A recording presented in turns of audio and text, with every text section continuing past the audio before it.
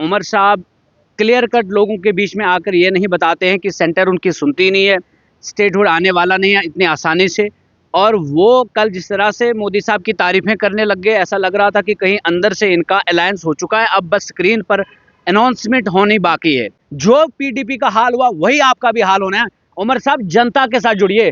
आप ये राहुल साहब ने सही कहा कि ये तो दिल्ली का नुमाइंदा बन रहा है। सबसे बड़ा ताकतवर चीफ मिनिस्टर जम्मू कश्मीर के पास हुआ करता था, सबसे कमजोर सीएम आज उमर साहब खुद हैं, और वो तारीफ उन्हीं की कर रहे हैं जिन्होंने उनको कमजोर बनाकर रखा है। मतलब वो बुलंदी की दुआएं मैं किसके लिए मांगूं, जिसे सर पर बिठाता हूं वही सर काट लेता है। अब ये फेडरल स्ट्रक्चर की बात करते हैं। फेडरल स्ट्रक्चर ममता बनर्जी को भी है, लेकिन धड़ल्ले से बोलती है मोदी हिल जाता है। ये मोदी जी करचे ची पी पी पी में कर करके मोदी जी को खुश करना चाहते हैं। मोदी जी फिर जम्मू कश्मीर को तोड़ेगा। अब पता नहीं जम्मू को अलग कर देगा या कश्मीर को अलग कर देगा, ये बॉन्सर भी आने वाला है शायद। तो इनको चींची मीमी पी पी पी पी कर करके नहीं मनाना है। सड़क पर आओ, 50 एमएलए आपको चुनकर दिए हैं जनता ने, आकर उनको बोला कभी डंडा भी खाएं पुलिस का। और जो इन्होंने प्रोमिस किए, फिलहाल इन्होंने लाख नौकरियां नहीं मिली, मुफ्त गैस सिलेंडर नहीं मिले, उसके बाद अगर आप बात करेंगे राशन नहीं मिली, 200 यूनिट बिजली नहीं मिली। क्या मिला? एमएलए साहब को स्कॉर्पियो मिली। क्या मिला?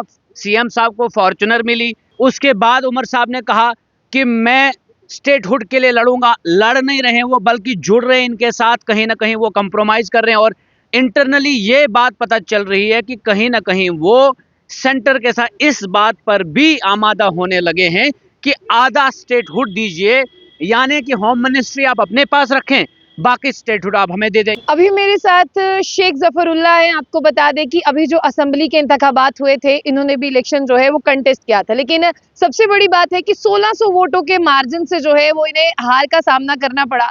लेकिन अगर बात करते हैं अभी मौजूदा सरकार की, जिसे लोगों ने भर भर के वोट दिया था, वो मौजूदा सरकार क्या लोगों के वादों पर खरा उतर पाई है? क्योंकि अगर शेख जफरुल्लाह की बात करें, आप सबने वो दिन भी देखे कि अपने वहां के लोगों के साथ दिन हो, रात हो, सुबह हो, शाम हो, वहां पर खड़े थे। और आपने ये भी देखा कि जब उस एरिया में एक आग की घटना हुई, शेख जफरुल्लाह आपको वहां पर भी दिखे और लोगों के साथ आपको वहां पर जमीन पर दिखे।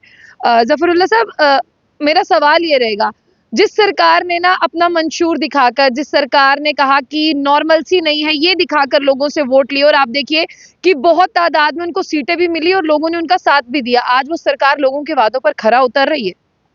देखिए, ये बड़ी बदकिस्मती की बात है कि 96 से लेकर अभी तक नेशनल कॉन्फ्रेंस को इतना बड़ा मैंडेट नहीं मिला। आज जब मिला, जिस मंशूर की बुनियाद पर इनको मैंडेट मिला, उस मंशूर पर अभी काम होता हुआ नज़र नहीं आ रहा है, और ये 5 साल हमारे ज़ाया कर रहे हैं। उमर साहब क्लियर कट लोगों के बीच में आकर ये नहीं बताते हैं कि सेंटर उनकी सुनती नहीं है, स्टेटहुड आने वाला नहीं है इतनी आसानी से। और वो कल जिस तरह से मोदी साहब की तारीफ़ें करने लग गए, ऐसा लग रहा था कि कहीं अंदर से इनका अलायंस हो चुका है, अब बस स्क्रीन पर अनाउंसमेंट होनी बाकी है। जनता वोट देती है किसी आइडियोलॉजी के खिलाफ, किसी आइडियोलॉजी के हक में, ये सारे फिर मिल जाते हैं। यही महबूबा जी ने इससे पहले किया, कश्मीर से 28 सीट्स उनको मिली, वो जाकर चली गई मोदी साहब के साथ और पूरा ध्वस्त कर दिया जो किला कश्मीर में बाकी लोगों ने बनाया था। अब उसके बाद अब दूसरी बारी आई, वहाँ मतलब यानी पहले एक क्रिकेटर आता है, अपनी गेम खेलकर चला जाता है, फिर दूसरा अपनी टीम लेकर आता है, वो भी अपनी गेम खेलकर चला जाता है। जनता का और उनके जो हित हैं, उनके जो मकासद होते हैं, उसका सत्यानाश करके चले जाते हैं। उमर साहब ने जो वादे किए, सबसे पहली बात, हम लड़ेंगे 370 के मुद्दे को जिंदा रखेंगे, जिंदा तो नहीं बल्कि वो दफन कर रहे हैं उसको। उसके बाद उमर साहब ने कहा कि मैं स्टेटहुड के लिए लड़ूंगा। लड़ नहीं रहे वो, बल्कि जुड़ रहे हैं इनके साथ, कहीं ना कहीं वो कंप्रोमाइज कर रहे हैं। और इंटरनली ये बात पता चल रही है कि कहीं ना कहीं वो सेंटर के साथ इस बात पर भी आमादा होने लगे हैं कि आधा स्टेटहुड दीजिए, यानी कि होम मिनिस्ट्री आप अपने पास रखें, बाकी स्टेटहुड आप हमें दे दें। यानी कि इन्हें अपने पावर्स चाहिए, प्रोटोकॉल चाहिए, मशीनरी चाहिए, बंगला चाहिए, गाड़ी चाहिए, और बाकी सत्यानाश हो पूरी जनता का, पूरे जम्मू कश्मीर का, उससे इनको लेना देना नहीं है। मैं इससे पहले भी जब मैं इलेक्शन लड़ रहा था, मैंने जनता से कहा था कि हमेशा वोट वाइजली करें, आप वोट सोच समझ कर करें, नेता की बात को ना देखें आप। नेता कभी कभार झूठ बोलकर भी आपसे वोट लेना चाहेगा। क्या इनका माजी का रिकॉर्ड अच्छा है? क्या ये चाहते हैं कि जम्मू कश्मीर का भला हो? क्या इन्होंने इससे पहले जो प्रॉमिसेस किए हैं कभी उस पर खरा उतरे या नहीं उतरे? नेताओं की ये हिस्ट्री चेक करो पहले, उनका क्या स्टैंडर्ड है, उनका क्या, अगर केसेस उनके खिलाफ हैं तो सेंटर की एजेंसीज के अंडर वो पहले आ जाते हैं, तो गुलामी उनका फिर वो पेशा बन जाता है, वो सेंटर के खिलाफ जा नहीं पाएंगे।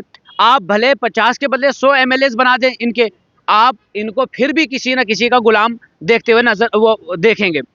और जो इन्होंने प्रोमिस किए, फिलहाल इन्होंने लाख नौकरियां नहीं मिली, मुफ्त गैस सिलेंडर नहीं मिले, उसके बाद अगर आप बात करेंगे राशन नहीं मिली, 200 यूनिट बिजली नहीं मिली। क्या मिला? एमएलए साहब को स्कॉर्पियो मिली, क्या मिला?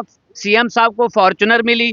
ये सारी चीजें आज हम देख रहे हैं। मैं जनता के बीच में चुनकर तो नहीं आया, असेंबली अंदर नहीं जा पाया, लेकिन असेंबली हॉल के बाहर तक जाने की सलाहियत रखता हूं। कुछ वक्त हम देंगे उमर साहब को, लेकिन कुछ वक्त के बाद जमीन इतनी गर्म हो जाएगी उनके लिए कि उनको जो स्कॉर्पियो उन्होंने दिल्ली में रखी है उसी में घूमना पड़ेगा, दिल्ली में यहाँ के लायक नहीं रहेंगे।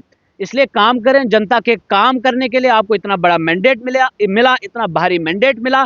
जनता के सामने आकर सच बोलें और सही दिशा में जनता को लेकर जाएं।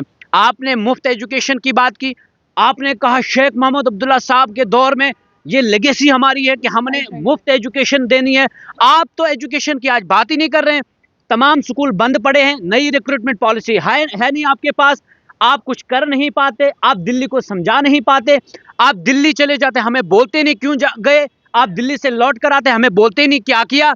आपकी ये जो छुपन छुपाई वाली गेम हो रही है इस वक्त, ये आपको भी डूब कर ले चलेगी, लेकिन साथ साथ जम्मू कश्मीर की जनता का भी इसमें खसारा है। हमें बर्बाद ना करें, इससे पब्लिक बिलीफ जो है सियासत से हट जाता है and people start losing faith in democracy also.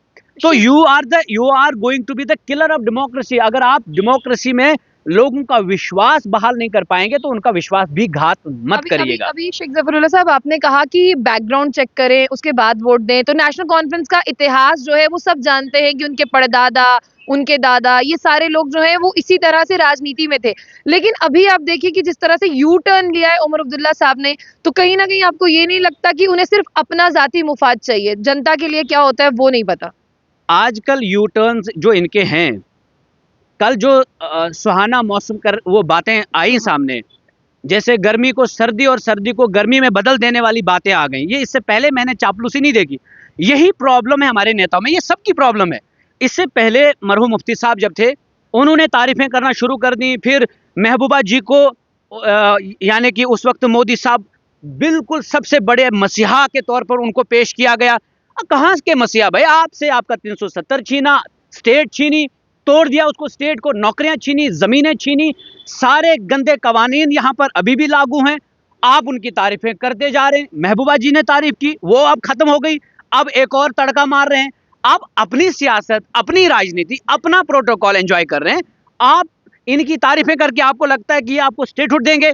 इन्होंने स्टेट आपसे छीनी, इन्होंने 370 आपका छीना, इनकी नीयत आज भी खराब है। एलजी तुम्हारा सबसे बड़ा बॉस है, तुम सबसे बड़ा ताकतवर चीफ मिनिस्टर जम्मू कश्मीर के पास हुआ करता था, सबसे कमजोर सीएम आज उमर साहब खुद हैं और वो तारीफ उन्हीं की कर रहे हैं जिन्होंने उनको कमजोर बनाकर रखा है।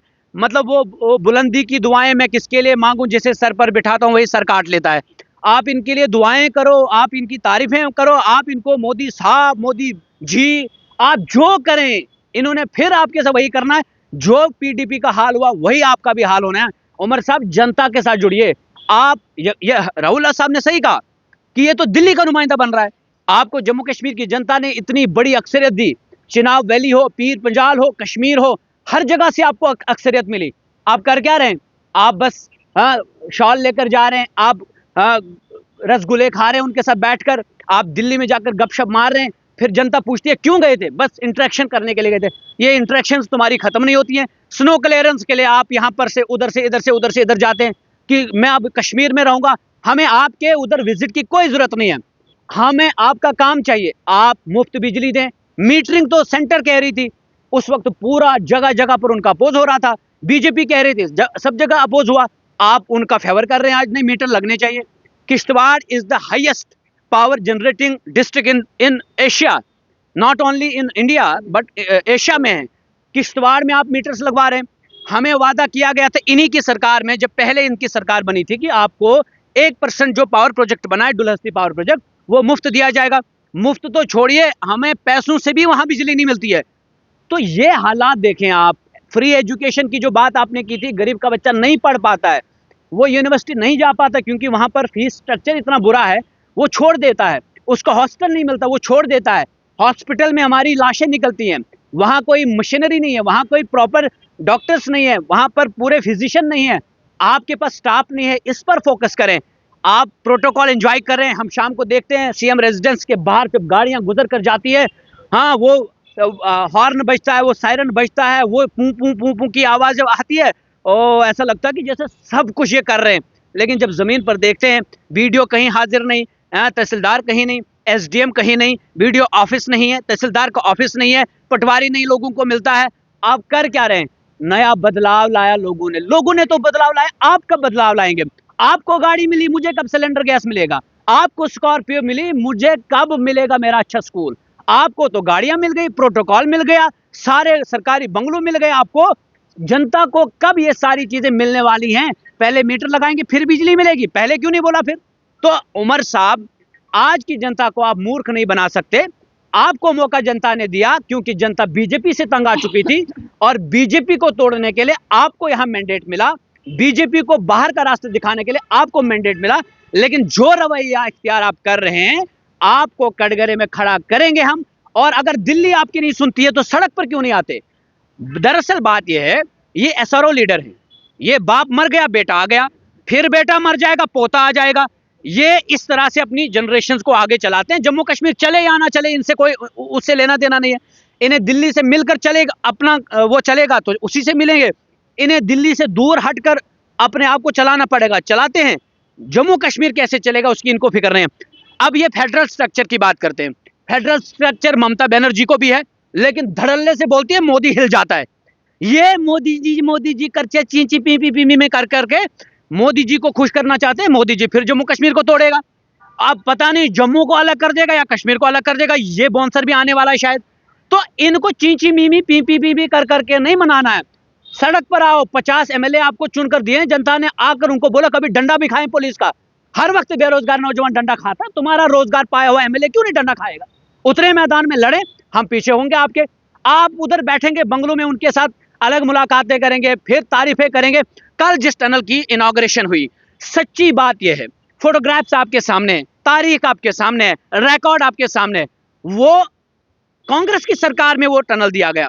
और उस वक्त उमर साहब और फारूक अब्दुल्ला साहब राहुल गांधी जी के साथ में बैठे थे जब उसकी फाउंडिंग स्टोन डाली गई थी कि ये इस टनल की शुरुआत हो गई। कल कांग्रेस का नाम ही नहीं लिया। आप कहते हैं इधर से अलायंस, उधर से कांग्रेस का नाम नहीं लेंगे। और लेंगे किन का? जिन्होंने इसका कुछ बेड़ा ही गर्क कर दिया जम्मू कश्मीर का। वो टनल बनना था, मोदी जी होते या कोई और प्रधानमंत्री होते। लेकिन आप जो चापलूसी कर रहे हैं ना, ऐसे स्टेटहुड नहीं मिलती है। अरे लड़कर छीनना पड़ता है अपने हुकूक को। आप चींची मीमी करके ये नहीं छीन सकते इनसे आप। तो सेंटर इस वक्त मजबूत है, मजबूत सेंटर के साथ मजबूत स्टेट का कैडर खड़ा करो और लड़ो उनके साथ, तब स्टेटहुड मिलेगा। ये देंगे नहीं, छीन कर लो। सफरुल्लाह साहब, आपने सारी बातों का जवाब दे दिया। सिर्फ एक जवाब मैं लेना चाहती हूँ आपसे। कांग्रेस पहले बहुत एक्साइटेड थी जब जम्मू कश्मीर में चुनाव होने वाले थे। कांग्रेस ने जाकर जो है वो साइन भी किया कि देखो हम दोनों जो है वो गठबंधन में। लेकिन उसके बाद जब सरकार बन जाती है, कांग्रेस साइडलाइन हो जाती है और कांग्रेस को जो करना चाहिए था, ना तो वो अपोजिशन का रोल अदा कर पा रही है और वो दिखाती है हम साथ में। हम कांग्रेस वक्त आने पर सब चीजें, हमने तो वक्त भी दिया ना। अब जाहिर सी बात, हम बीजेपी के साथ सरकार तो नहीं बनाते। हम ये तो नहीं चाहते कि हम बीजेपी को रूम देते कि वो आकर वो अपनी वो हरकतों पे आ जाएं और वो सरकार बनाएं किसी के साथ। सवाल को समझा नहीं। एक तो कांग्रेस उनके साथ नहीं दिख रही है, एक कांग्रेस साइडलाइन हो गई है, तो कांग्रेस दिखाए उनका स्टैंड क्या है? मैं क्या हूँ, कांग्रेस ही हूँ। हाँ। मेरा स्टैंड ये है कि जनता ने मैंडेट दिया, काम करो। अब कांग्रेस का ये स्टैंड है कि जब जनता में कोई काम नहीं करेगा, इवन कांग्रेस नहीं काम करेगी, कांग्रेस के नेताओं को यह हक है, हमें ये जमहूरियत है कि हम बोलेंगे, उस वक्त भी बोलेंगे काम नहीं हो रहा है। लेकिन हम ये कह रहे हैं कि उमर साहब को मौका मिला। चीफ मिनिस्टर कौन है? मिनिस्ट्री किसकी है? उमर साहब की है। सवाल किससे पूछे जाएंगे? उमर साहब से। तो अगर उमर साहब से सरकार पूछे नहीं जाएंगे तो ये सो जाएंगे, वैसे भी सो रहे हैं। तो उनको जगा कर रखना हमारा काम है। हम वक्त जरूरत पड़ेगी तो अपोजिशन का रोल भी अदा करेंगे, जरूरत पड़ी तो सरकार के साथ बैठकर भी जनता का काम करेंगे। लेकिन जब वक्त की सरकार जनता का काम नहीं करेगी तो अपोजिशन का रोल अदा करेंगे। लेकिन सब चीजें वक्त के साथ होती हैं। 3 महीने हो गए, 6 महीने तक और इंतजार होगा। लेकिन उमर साहब को जनता के बीच में मैंडेट का जवाब भी देना है और जो प्रॉमिसेस किए हैं आपकी गाड़ी आपको मिली, मेरा सिलेंडर मुझे क्यों नहीं मिला? इसका जवाब बहुत ढूंढिए। बहुत शुक्रिया शेख जफरुल्लाह थे। देखिए बात तो इन्होंने पते की और बात इन्होंने सही कही है। जब आपको सारी चीजें जो है वो मिल गई हैं और आप उस चीजों को एंजॉय भी कर रहे हैं, तो आम जनता जिसने अपनी उंगली की ताकत आप लोगों के लिए दिखाई थी, अब आपको भी बताना होगा कि आपकी सरकार बनने के बाद सारी चीजें जनता को मिल रही हैं या नहीं मिल रही। लेकिन उमर साहब की भी एक बात है कि वो चाहे स्नो हो उसे भी इंजॉय बहुत ज्यादा करते हैं, तो लेकिन ऐसे में आम जो लोग हैं वो कितना सफर करते हैं, ये बहुत ज्यादा बात है। लेकिन अभी कुछ समय हो गया है और देखते हैं सरकार कितने समय में लोगों के वो वादे पूरे करती है जो उन्होंने अपने मंशूर में जो है वो लिख के जनता को दिए थे। तो जाने से पहले जो बुलेटिन न्यूज़ को लाइक और फॉलो करना ना भूलें।